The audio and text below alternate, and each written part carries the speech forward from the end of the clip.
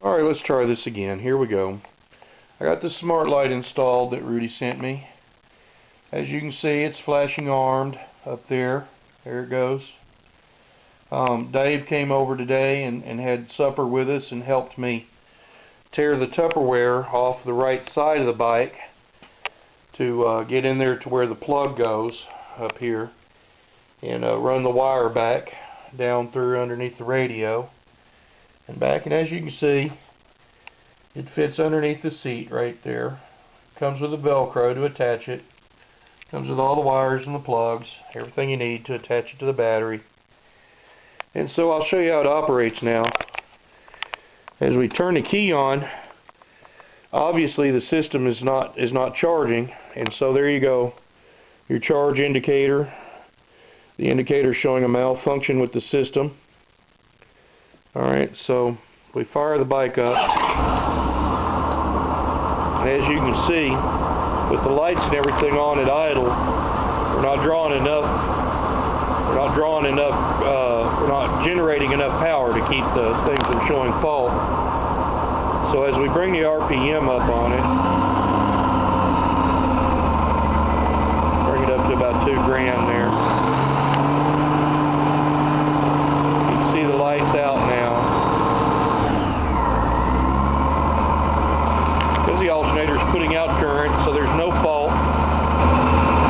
So let's say you're going down the road and your charging system starts not keeping up with the demand on it. You know, your system's pulling more power than your charging system is generating. This light is supposed to indicate that you have a problem with your charge and give you some warning so that you'll have time to find help or get somewhere before your battery runs down and leaves you stranded. And I can demonstrate that because I've been out here with the lights on and I've run the system down kind of low. Now as you can see, we're running about 1800 RPM. There's enough power to keep the system charged. So what I'm going to do is I'm going to put a load on the system. I'm going to turn on our lights, our accessory lights, and we'll put a load on the system. And you see the system's starting to show fault because the alternator is not turning enough to generate the current required to carry the load. So if we take the RPM up just a little more, up there around 3,000, the alternator is now keeping up with the charge load on the system. And even with all of our lights on, as you can see, we've got everything lit up. Even with everything on, now we're in a good state. So turn all the lights off, cut this back down. Now another thing this light will also do, at idle, obviously you're pulling more amps than what your alternator is keeping up with. It doesn't take much RPM to make the light go out. Now I'm going to show you how the first gear indicator works. I'm going to drop her in first. As you can see, it's flashing to indicate I'm in first gear. No more false starts. There's neutral. Stops flashing. Pop it up into second. And of course, once you go into third, the light goes out. Back down in second. Now you'll notice it's flashing at a different rate as I downshift. You see that? That indicates second gear. So I know I've got to punch it one more time to get her down into first.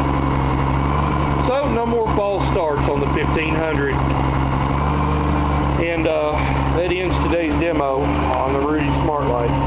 The installation was pretty straightforward. Rudy's instructions are good. One thing I would say, be very careful when you go to install this LED. Rudy includes a snap fit cover for this. And I don't know if you can see that there, the little black grommet that goes around the LED. Well, that's a two-piece snap fit deal that goes in the hole you drill. And if you're not careful, man, that thing will pop off while you're trying to install it. And when that happens, it drops down into the abyss down here, and you're never going to find it. So, just one word to the wise there. But very well engineered, very good kit, a very good process. And of course, as you know, we're getting ready to go to New Mexico this coming weekend. So one of the next things I have to do are install my fender keepers and side cover keepers, and I don't know about the purse keeper, Rick. I don't know about that, but okay. So anyway, there's your video report, your product report on the Rudy Smart Light from just an average dumb Joe who doesn't know how to do anything to a Goldwing without help. If I can install it, anybody can install it. Pretty straightforward deal. I'd like to thank Rick for helping me out, providing such detailed instructions.